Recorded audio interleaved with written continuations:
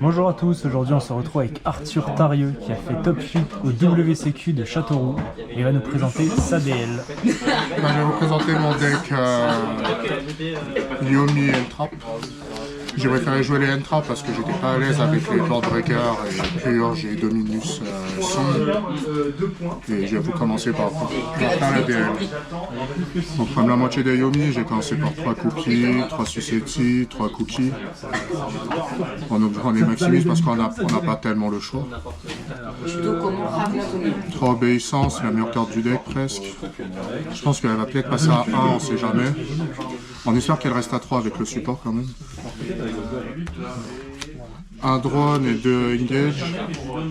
Franchement, je voulais la passer à 1, mais j'arrivais pas encore à jouer avec la carte à 1. Je me suis dit vas-y on va la laisser à 2, mais la carte,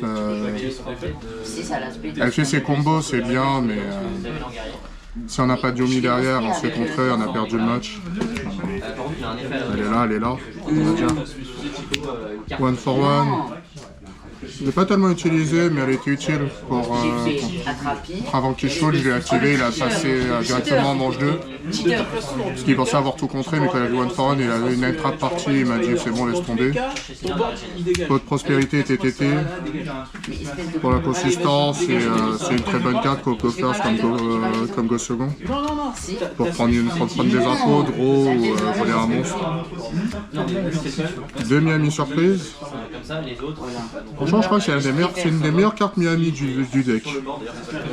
Compulse 2, Invoque Spé du cimetière, change le terrain. Vraiment fort. Peut-être la tester à 3, on sait pas. Un accroquet et un mignon. C'est vraiment débile leur blaze en français. Elle, pour jouer, pour clean des boards, c'est vraiment utile. Celle-là, pour remettre l'OTK, elle reborn aussi. C'est fort. Moi, je suis parti en N-Trap, 3 H, parce qu'on est obligé de jouer un H Blossom dans le format. 3 Veiler. J'hésitais entre Veiler et Droplet.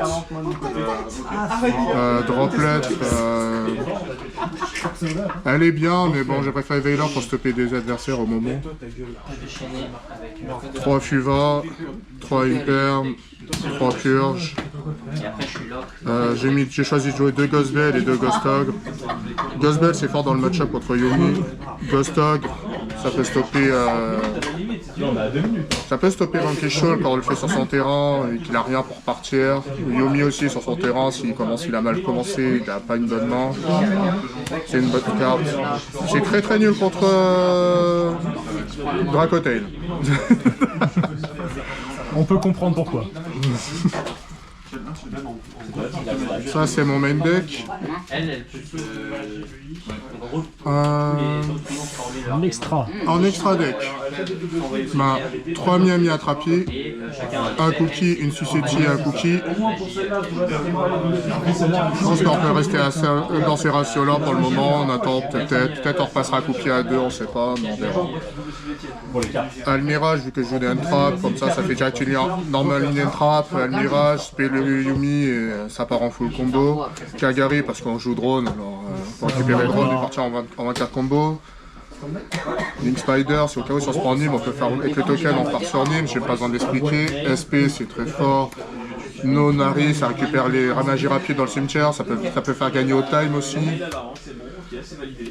2 Herald, je crois que j'ai jamais sorti à 2 fois, j'en ai mis que 1 dans tous les matchs. Et soit ça passe, soit ça casse, mais bon... Tu le passeras à 1 maintenant? Je sais pas encore, peut-être. S'il y a une bonne carte à mettre à la place, on sait pas. Martial Metal, lui, je crois que de tout le tournoi, j'ai utilisé qu'une fois. Une très bonne carte pourtant. Dans presque tous mes duels, j'ai commencé par obéissance scolarisée. Alors, plus c'était son pote, le hamster, qui a été utilisé. Vraiment, il est fort, cet hamster. Franchement, il mériterait une bonne rareté, lui. Parce que commune, ça fait peur. Franchement, les deux sont forts. Mais il a beaucoup de... faut pas oublier que le monstre qu'on reborn, il devient teneur, on va dire. Non, le monstre que tu spé avec lui. Le monstre que tu encore spé pire. avec lui, il va devenir teneur. Mais il en a, ils oublient ça. Alors que l'hamster, c'est le monstre que tu reborn qui devient teneur. Mais il en a, ils oublient ça dans le jeu. Ensuite, le side deck. T'as préféré partir sur quoi? Franchement, le side deck, j'ai fait le truc le plus basique au monde. Je ne me suis pas cassé la tête. Il y a 3 Purulia, 3 Lancea parce qu'on respecte Malice. Il y a Crystron Canine, ça se prend Lancea, il passe turn presque s'il sait pas jouer le deck. Droll pour stopper Raizil parce qu'il faut vraiment stopper Raizil dans le jeu. Raizil Mitsu, c'est n'importe quoi. Tu l'as beaucoup side-in? J'ai affronté, dans mes match-ups, j'ai affronté que un Raizil. Je l'ai rentré contre lui, il m'a dit bah je peux pas jouer la game. Il a fait SPX, tuto épée, drôle, il m'a dit détonateur, pasteur, nato. Je fais ah. Donc utile. Cancrela, Vengeur. Le seul match où elle m'a été utile, c'était contre le Purely Yumi. Il m'a fait magie rapide, j'ai invoqué le Cancrela. Après, à chaque fois que je l'ai sidé, je l'ai jamais vu cette carte, je la connaissais pas. Elle était utile que contre un seul adversaire, c'était pas mal. Mais il t'a fait gagner. Ouais, il m'a fait gagner le match.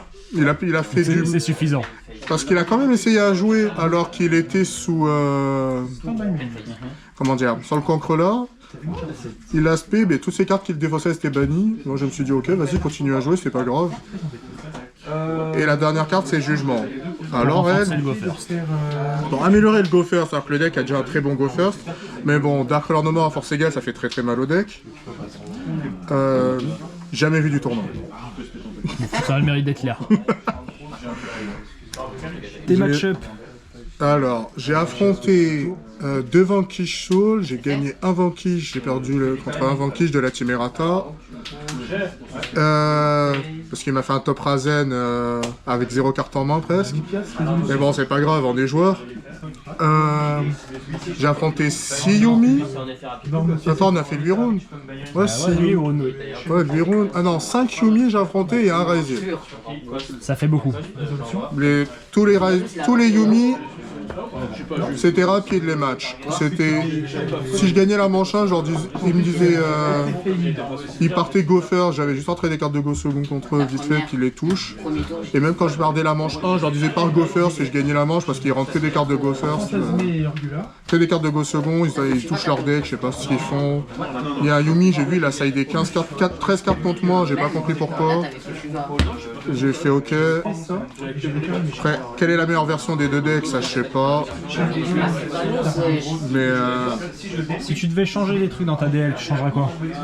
franchement, si je devrais changer des trucs, peut-être Ghost Bell, la pas lancée en side, je sais pas. Elle m'a été utile que contre Yumi. Ouais, t'en as croisé beaucoup, donc ça t'a été utile. Ouais, ça a été utile contre Yumi. La chance pour moi, je tombe pas sur le Dracotail. Le match-up aurait été un peu plus compliqué. Le match-up est bizarre et j'ai pas eu le temps de m'entraîner trop contre Dracotail. Franchement, je sais pas. Peut-être retester la version Board Breaker. Peut-être enlever une engage parce que franchement, et passer mon deck en 40 cartes parce que je suis en 41 cartes. Ok. Et ça, extra deck, je vois pas trop quoi enlever. Peut-être enlever le combo Link Spider, avec Link Spider, peut-être, je sais pas. Ou peut-être enlever un Herald et des autres choses. Peut-être la Synchro 6 des White Forest.